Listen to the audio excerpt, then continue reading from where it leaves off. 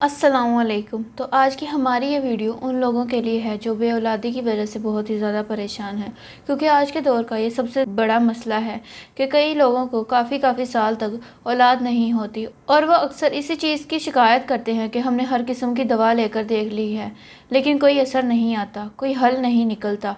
तो अक्सर ये पूछते हैं कोई ऐसा विर्द, कोई ऐसा ज़िक्र जिससे हमारी सारी मुश्किलात हल हो सके, हमें बताया जाए। तो हमारी ये वीडियो उन लोगों के लिए है जो बेऔलादी की मायूसी से परेशान हैं। ये इमाम हसन मुश्तबा से रिवायत नकल है कि जो लोग बे औलाद हैं उन लोगों को चाहिए कि दोनों मियाँ बीवी सुबह उठकर बावज़ू होकर अल्लाह ताला के महबूब हज़रत मोहम्मद सल्लल्लाहु अलैहि वसल्लम पर 11 से 33 मरतबा दुरूद पाक भेजें और फिर अस्तग़फिरुल्लाह रब्बी व अतूबु अलैहि का विर्द 70,000 बार करें।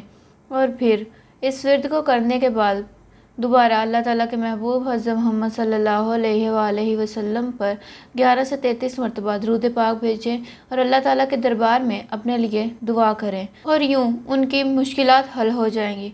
याद रहे कि ये वजीफ़ा आपको 40 रोज़ तक करना है और इस वजीफ़े को करने के साथ साथ आप लोगों को तहज्जुद को अपना मामूल बनाना होगा, क्योंकि तहज्जुद में की गई कोई भी दुआ अल्लाह पाक रद्द नहीं करते। तो फिर इंशाअल्लाह अल्लाह के फजल करम से जल्द ही खैर होगी।